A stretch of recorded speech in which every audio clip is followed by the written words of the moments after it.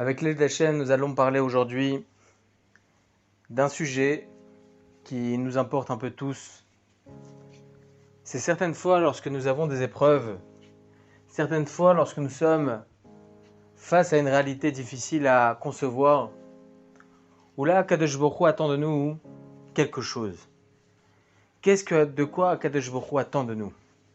Qu'est-ce que Akadosh Baruch Hu souhaite de notre part? Quelle doit être notre réaction?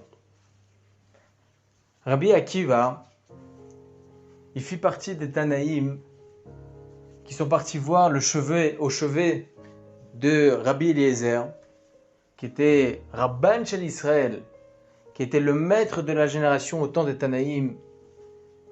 Ils partirent le voir pour justement Bikur Cholim. Ils ont vu un Rav alité en fin de vie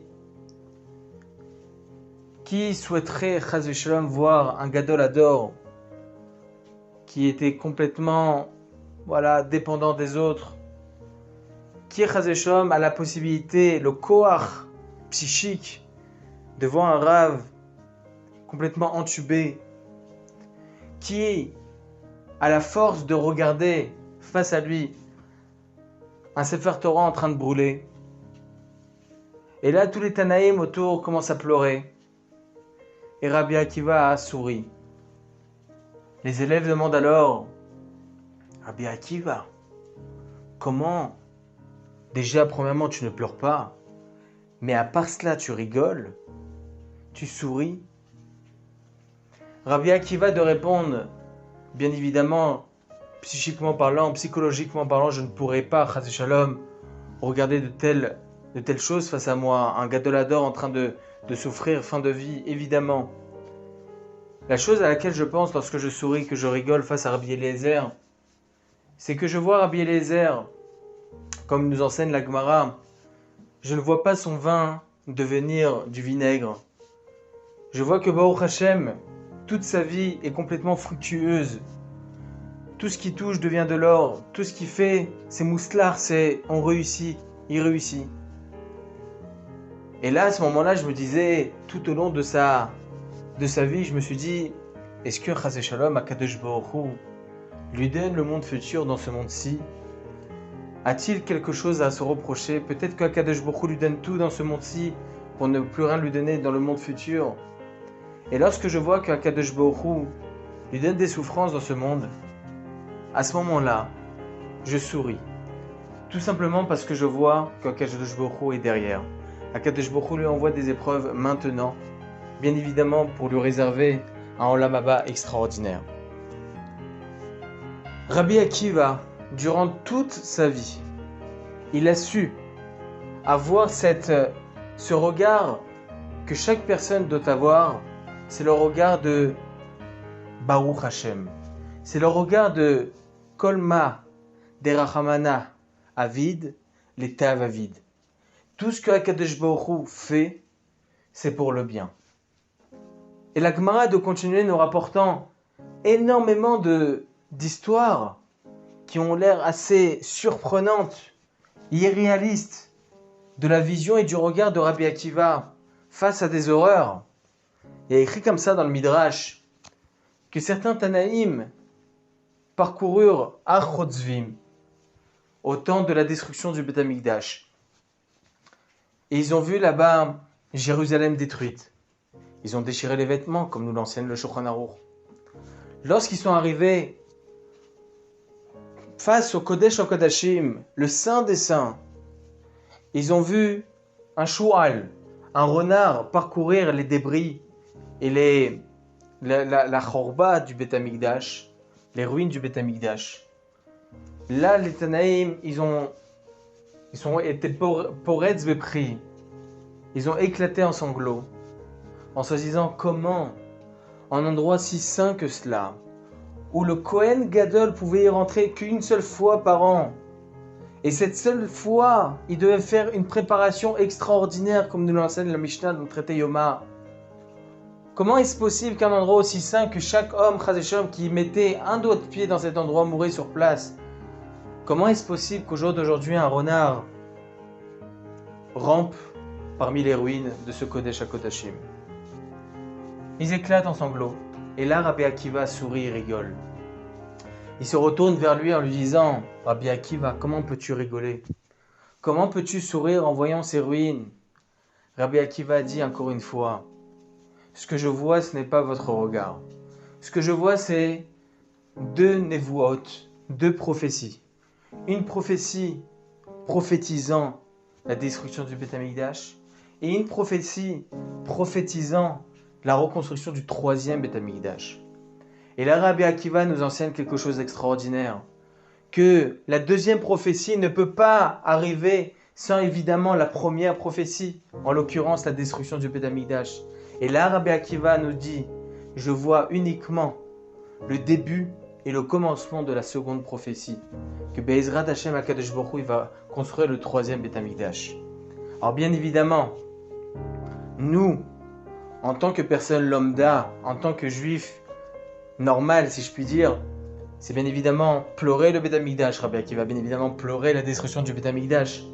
Mais regardez ce regard. Kol ma derachamana avid, l'etav avid. Tout ce que HaKadosh Baruch Hu fait, c'est pour notre bien. Et ce même Rabbi Akiva, HaKadosh Baruch Hu, lorsqu'il était sur le mont Sinaï, il a vu Moshe Rabbeinu pour lui donner la Torah. Et là, HaKadosh Baruch Hu dit à Moshe Rabbeinu, tu veux que je te fasse montrer un petit film, bien évidemment, tout en restant dans Rouhani, spirituel, on parle de tout ce qui était spirituel. Et Moshe Rabbeinu lui dit, vas-y, fais-moi montrer, je vais te faire montrer un homme, lui dit HaKadosh Baruch Hu, qui, par sa grandeur, a fait des choses extraordinaires. Et Moshe Rabbeinu lui dit, fais-moi montrer. Et là, Moshe Rabbeinu se retrouve plusieurs centaines d'années plus tard, dans les rangs d'une yeshiva, face à 24 000 élèves. Rabbi Akiva enseigne. Rabbi Akiva donne des halachot que même Moshe Rabbeinu ne connaissait pas. Et là, HaKadosh Baruch Hu, à côté de Rabbi Akiva, met des petites couronnes sur les lettres, chaque mot que disait Rabbi Akiva. Et là, Moshe Rabbeinu se dit, mais HaKadosh Baruch Hu, tu as besoin de moi. Je vois un homme de cette envergure et tu as besoin de moi pour donner la Torah. Rabbi Akiva pose des questions et Moshe Rabbeinu ne sait même pas y répondre. Moshe Rabbeinu dit à HaKadosh Baruch Hu, tu as besoin de moi.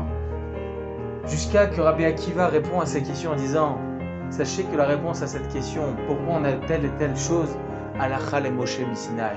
C'est une halakha que nous avons appris de Moshe Rabbeinu au mont Sinaï. Et là, Moshe Rabbeinu s'est senti mieux, en se disant, Baruch Hashem, si ça vient de moi, tout va bien. Rabbi Akiva, tout au long de sa vie, il avait toujours cela dans sa bouche.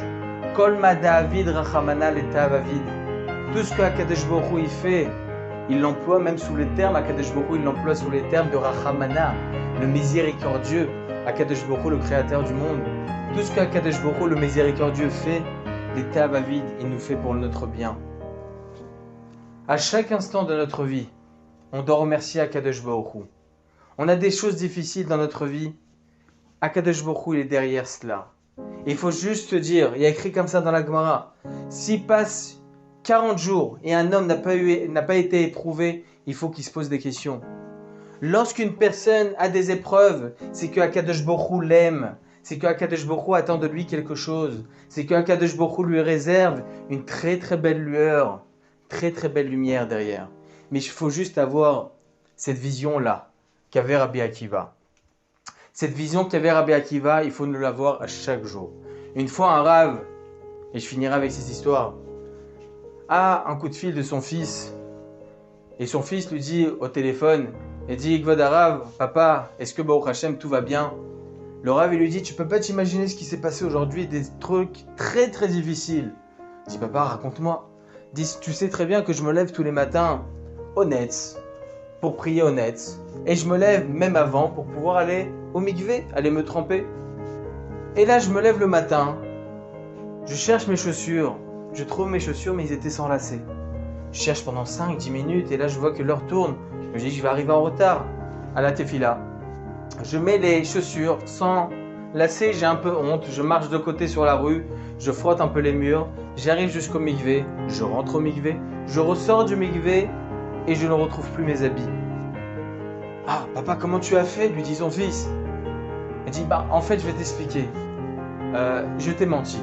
Je me suis levé le matin, Baruch Hashem, difficilement certes, mais avec une itlaavout. J'ai trouvé mes chaussures, il y avait ces lacets, Baruch Hashem. Ensuite, je suis allé au mikvé. Je me suis trempé avec itlaavout aussi, je me suis sorti et j'ai trouvé aussi mes vêtements. Lorsque je suis arrivé à la tfila, j'ai fait la brachot des birkot hashachar et j'ai dit Baruch ata Hashem, Elokeinu melech haolam alpish haromim. On remercie chaque jour Akadosh Baruch Hu de pouvoir, Baruch Hashem, qu'Akadosh Baruch Hu vient et nous, Baruch Hashem, nous vêtit de vêtements, nous met des chaussures, j'ai la salikot sorki.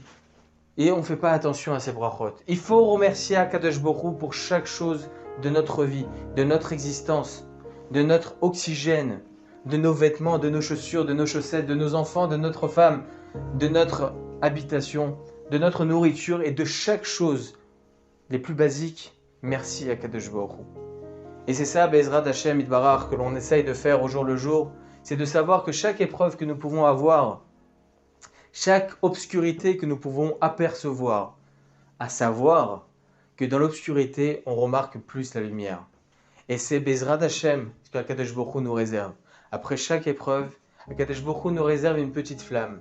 Et c'est cette flamme-là qui va nous donner de l'espoir. Qu'Akadosh Baruch Hu fasse que Bezrat Hashem, même les épreuves que nous ayons, soient des épreuves, Baruch Hashem, assez basiques, mais que nous sachions toujours voir le bien dans chaque épreuve. Baruch Adonai Leolam, Amen V'Amen.